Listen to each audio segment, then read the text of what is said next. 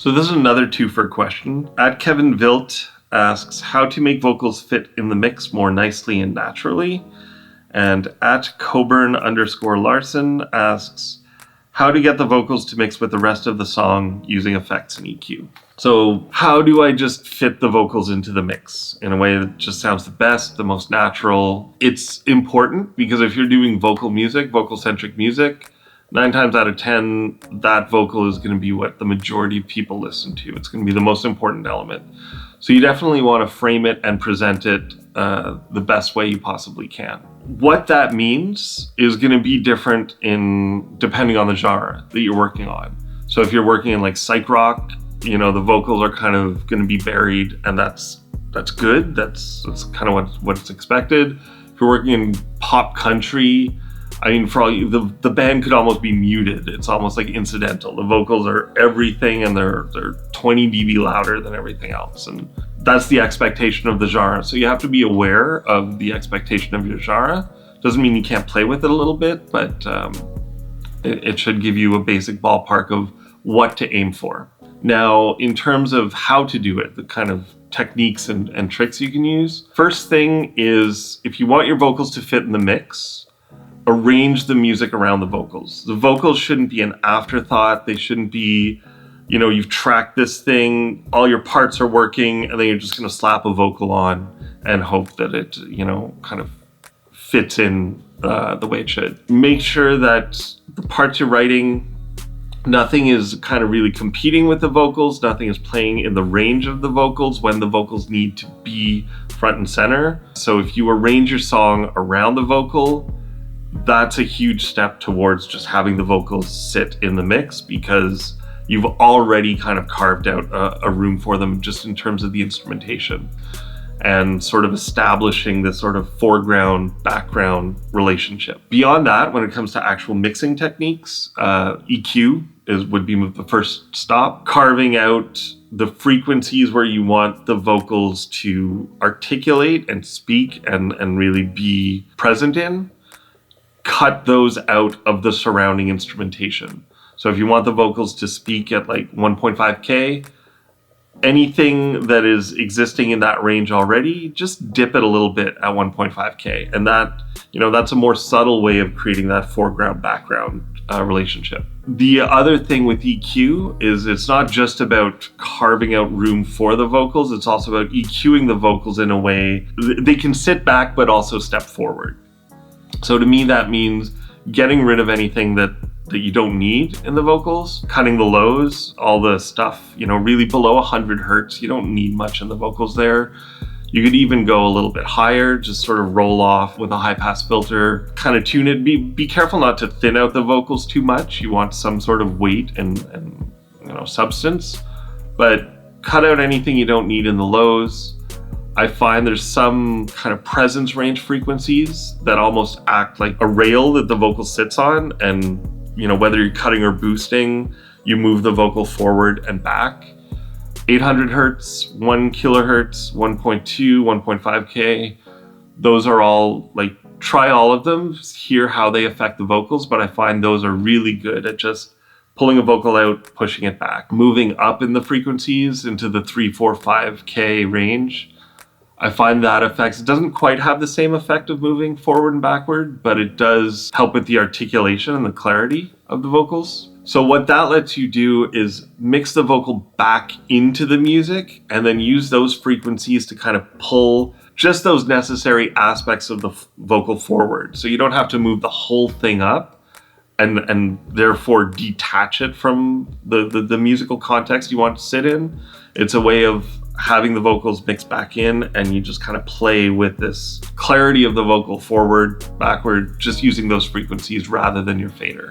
Next thing is compression. Vocals can be like an insanely dynamic instrument. You can go from, more than 20 dB between the lowest and the loudest part in a vocal performance. Kind of lightly compressed or not compressed at all, that would be really hard to fit into a mix.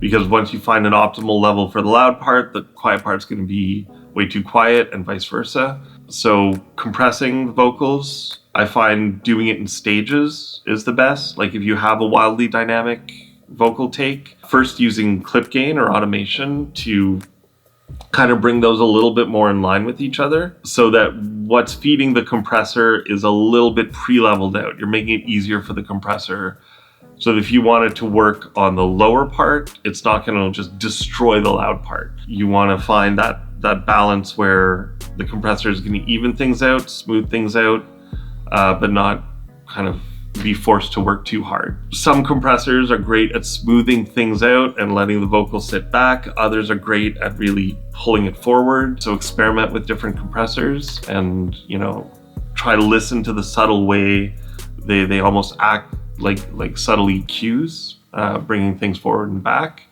or pulling out certain aspects of the vocal. Post that, I find like a little bit of fine level automation usually is necessary. You might have like everything sitting where you want it to, everything's nice, but a few words are just buried or tails of words kind of get lost. So going in there with your track automation and just bumping those up so that everything sits nicely and is audible throughout the entire song. The whole goal is to be able to put the vocal where you need to in terms of the musical context without ever having to have it detach itself from there in order to hear what you need to hear. You just want it to be able to sit there and be audible and articulate, but also part of the music. So the last thing I would mention would be like ambience effects, so delay and reverb. So one delay trick is to run your vocal into a quarter note delay, but set it up so it's like a stereo delay. So let's say a quarter note equals 500 milliseconds. You'd have 500 milliseconds on your left channel and like 480 milliseconds or 520 milliseconds, just offset it by like 10, 20 milliseconds on the right. That'll have the effect of spreading it out and making the effect stereo.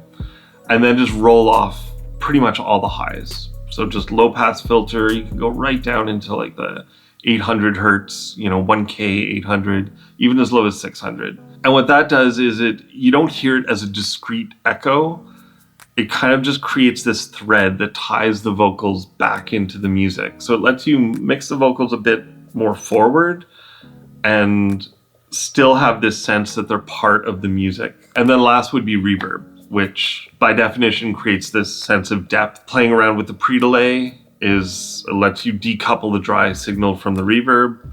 So that's one way of letting the vocals stay a little bit forward, but also giving it this sense of pushing it back into the mix. I find with reverbs, because if you think about the way we record vocals, no one talks to you unless they're uncomfortably close, where their mouth is like this close to your ear.